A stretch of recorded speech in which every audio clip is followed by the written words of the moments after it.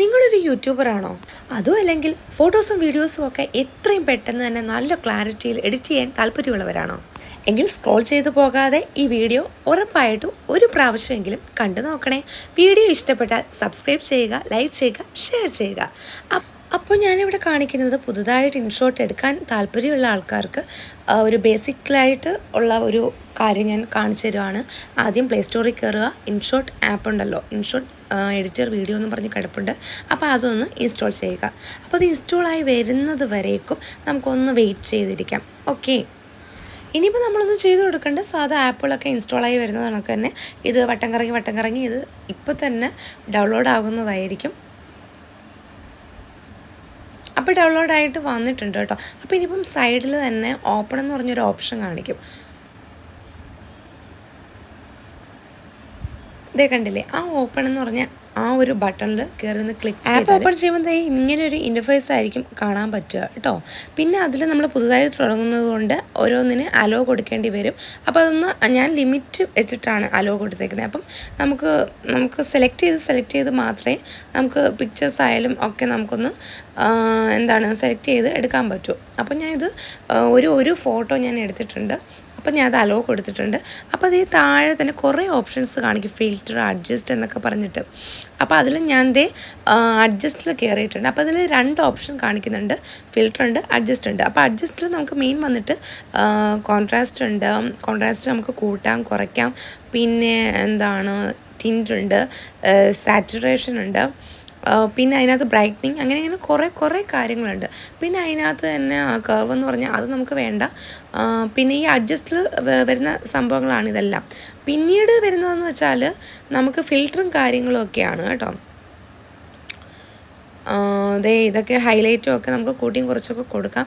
പിന്നീട് നമുക്ക് വേണ്ട ടെക്സ്റ്റ് ചെയ്ത് നമുക്ക് കൊടുക്കാം. നമുക്ക് ഹാപ്പി ബർത്ത്ഡേയോ ഹാപ്പി ആനിവേഴ്സറി എന്ത് വേണമെങ്കിലും ഇവിടെ നമുക്ക് ടെക്സ്റ്റ് ചെയ്ത് കൊടുക്കാവുന്നതാണ്.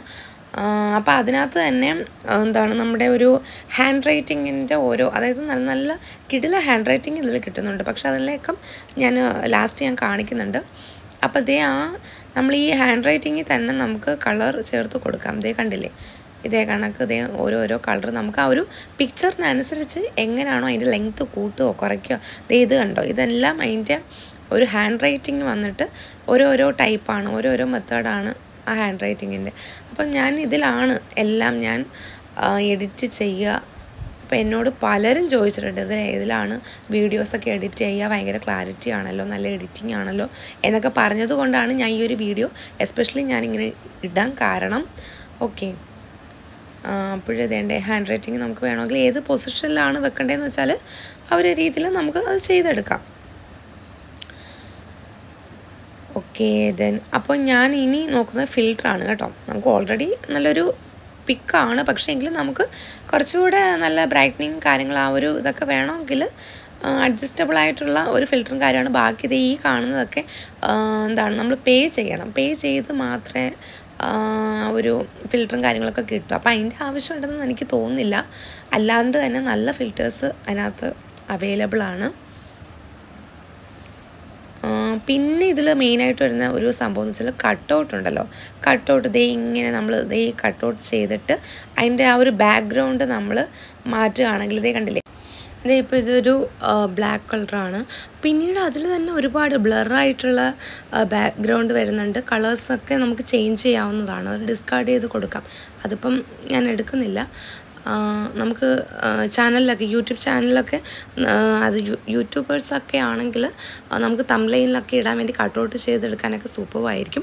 പിന്നെ നമുക്ക് ഓരോ റേഷ്യോസ് ഉണ്ടല്ലോ, നമ്മൾ ഫോട്ടോസൊക്കെ ഓരോ ഇത്ര സൈസിൽ 1:1 അല്ലെങ്കിൽ 16:9 അങ്ങനെയൊക്കെ. അപ്പം ഈ ഒരു ലെവലെന്ന് വെച്ചാൽ അതൊരു യൂട്യൂബിലെ ആ ഒരു യൂട്യൂബിനൊക്കെ ഇടാൻ പറ്റുന്ന ഒരു ഇതാണല്ലോ, റേഷ്യോ ആണല്ലോ. 16:9 ഒക്കെ കിടക്കുകയാണ്.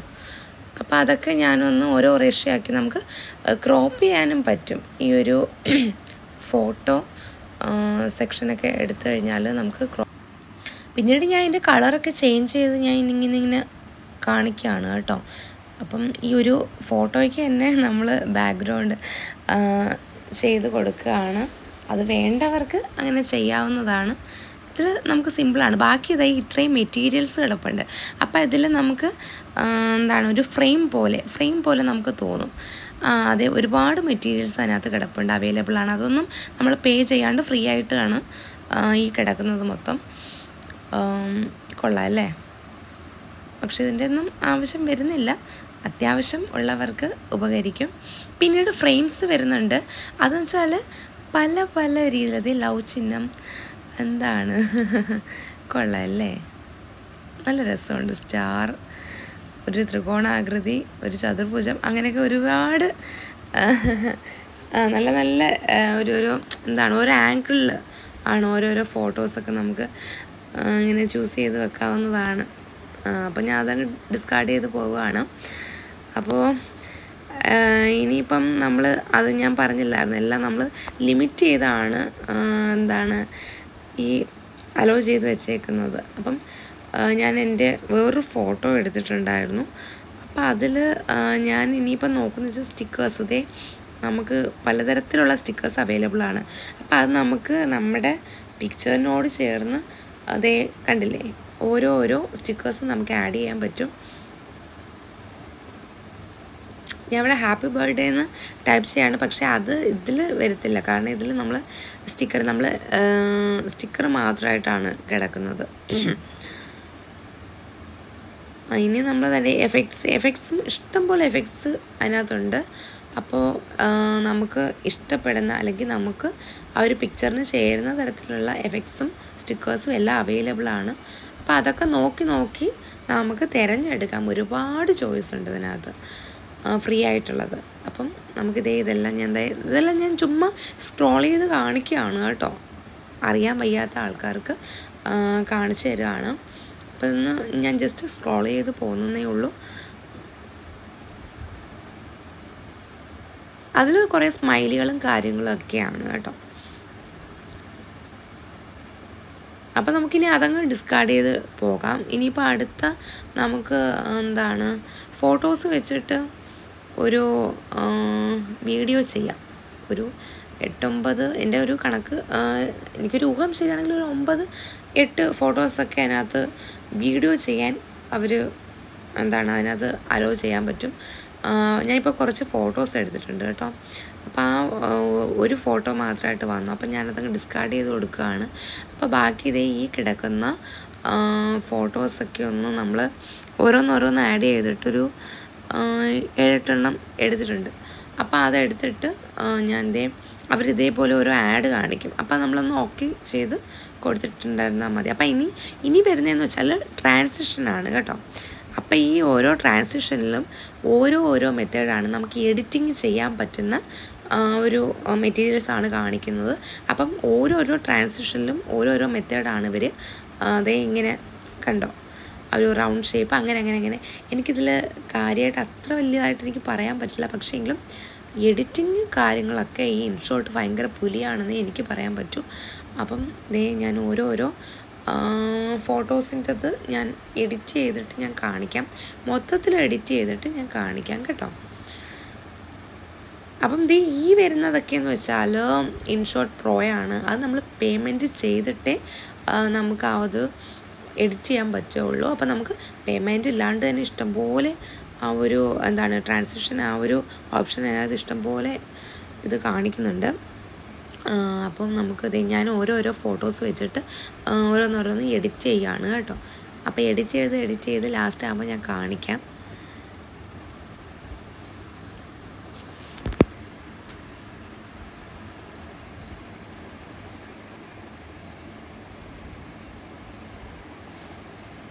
അപ്പം ലാസ്റ്റ് നമ്മൾ എഡിറ്റ് ചെയ്തിട്ടുണ്ട്. അപ്പോൾ അതൊന്ന് ഞാനൊന്ന് വീഡിയോ ജസ്റ്റ് ഇതിലൊന്ന് കാണിക്കാം. അപ്പം നമ്മൾ ഈ ഇൻഷോട്ട് എന്ന് പറഞ്ഞ് സൈഡിൽ വരും. ആ ഒരു ഇൻഷോട്ട് എന്ന് പറഞ്ഞൊരു അതിൻ്റെ ഒരു വാട്ടർമാർക്ക് ഉണ്ടല്ലോ, അത് നമുക്ക് അതിനകത്ത് തന്നെ ഒരു ഇൻറ്റു ഉണ്ട്. അപ്പോൾ അതിൽ സൈഡ് ബട്ടൺ ഞെക്കുകയാണെങ്കിൽ ഫ്രീ റിമൂവ് ചെയ്യാൻ പറ്റും. അപ്പോൾ ഈ ഒരു ആഡ് വരും. അപ്പോൾ ഈ ആഡ് തീരുന്നത് വരെ നമ്മൾ വെയിറ്റ് ചെയ്തിരുന്നേ പറ്റൂ, എങ്കിലും നമുക്ക് ആ ഒരു ഇൻഷോട്ടിൻ്റെ ആ ഒരു വാട്ടർമാർക്ക് പോവുകയുള്ളൂ. അപ്പോൾ അതുവരെ നമുക്കൊന്ന് വെയിറ്റ് ചെയ്യും. അപ്പോൾ അതിനകത്ത് തന്നെ ഒരു ഇൻറ്റു മാർക്ക് വരും. അത് ഞാൻ ഞെക്കിയപ്പോഴും മാറിപ്പോയി. അപ്പോൾ എനിക്ക് വേറൊരു ആപ്പ് വന്നു. അപ്പോൾ അത് ഞാൻ ക്ലോസ് ചെയ്തിട്ട് ഇൻഷോട്ട് ആപ്പ് എടുക്കുകയാണ്. അപ്പോൾ ഇനിയിപ്പോൾ അതിലൊരു ഇൻറ്റു മാർക്ക് വരും കേട്ടോ. അപ്പോൾ അതിൽ നമ്മളൊന്ന് ടച്ച് ചെയ്യുകയാണെങ്കിൽ അത് ഫ്രീ റിമൂവ് ആവുന്നതാണ്.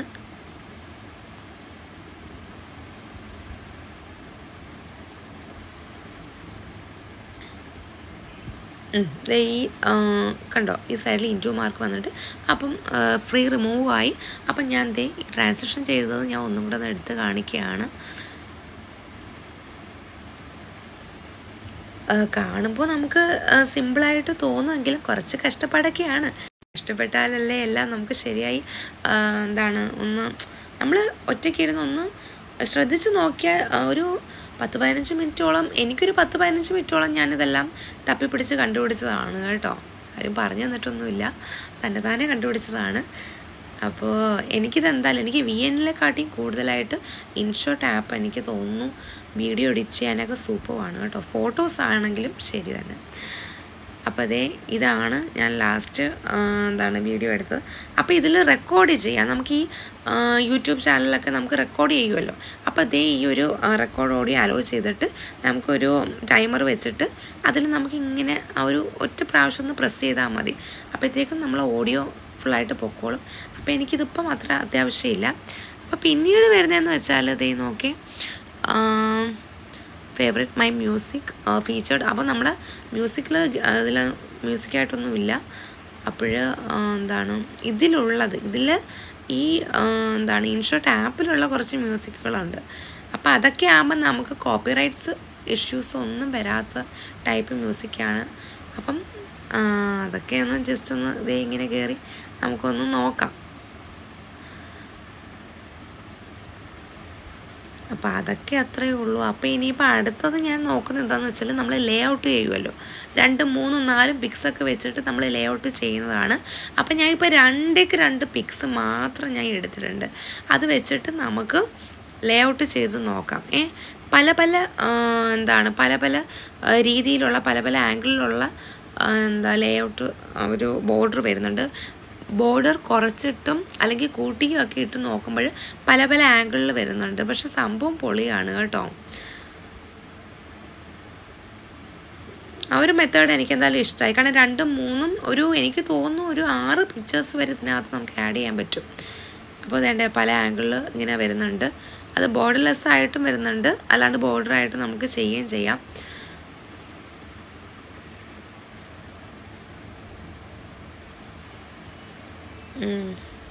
അപ്പോൾ ഇതാണ് അതിൻ്റെ ഒരു റിസൾട്ട് എന്ന് വെച്ചാൽ കൊള്ളാം. അത് സംഭവം കൊള്ളാം. അപ്പോൾ അതിൻ്റെ കൂടെ തന്നെ നമുക്കതിൽ ബാക്ക്ഗ്രൗണ്ടിൻ്റെ കളറും കൂടെ ചേഞ്ച് ചെയ്താൽ നന്നായിരിക്കും അല്ലേ. അപ്പം ബാക്ക്ഗ്രൗണ്ട് ചേഞ്ച് ചെയ്യുന്നതും കൂടെ ഞാൻ കാണിക്കാം കേട്ടോ, കാണിക്കാം. നമ്മളത് ക്ലിക്ക് ചെയ്തിട്ടുണ്ട്. അപ്പം അതിൽ തന്നെ നമുക്ക് ബാക്ക്ഗ്രൗണ്ടിൽ തന്നെ നമ്മൾ റെഡ് കളർ, ബ്ലാക്ക് കളർ അങ്ങനെ കളേഴ്സിൽ വേണമെങ്കിലും ചെയ്യാം. പിന്നെ അതല്ലെങ്കിൽ നമ്മൾ ബാക്ക്ഗ്രൗണ്ട് ബ്ലറാക്കിക്കൊണ്ടും ഒക്കെ നമുക്കത് ചെയ്തെടുക്കാവുന്നതേ ഉള്ളൂ. സംഭവം നല്ല അടിപൊളിയാണ് കേട്ടോ.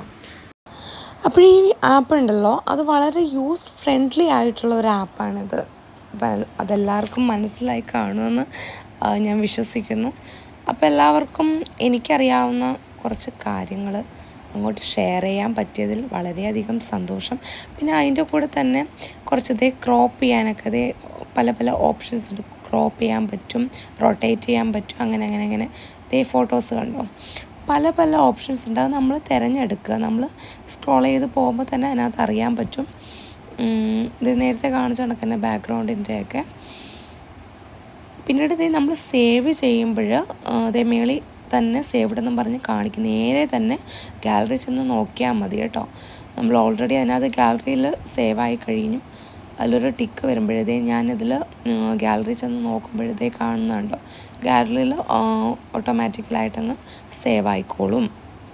അപ്പോൾ ഇനി നമ്മൾ നോക്കാൻ പോകുന്നതെന്ന് വെച്ചാൽ ഇനി അതിനകത്ത് ആദ്യമേ ഒരു ആപ്പ് ഓപ്പൺ ചെയ്യുമ്പോൾ തന്നെ അതിനകത്ത് കുറേ മെറ്റീരിയൽസ് വരുന്നുണ്ട്. അത് നമുക്ക് വേണ്ട.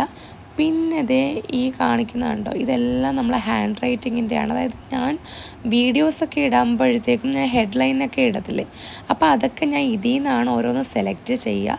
എന്നോട് പലരും ചോദിച്ചിട്ടുണ്ട് ഇത് ഏതിൽ നിന്നാണ് സെലക്ട് ചെയ്യുക എന്നുള്ളത്. അപ്പോൾ ഇത് ഇതിൽ നിന്നാണ്, ഈ ആപ്പിൽ നിന്നാണ്.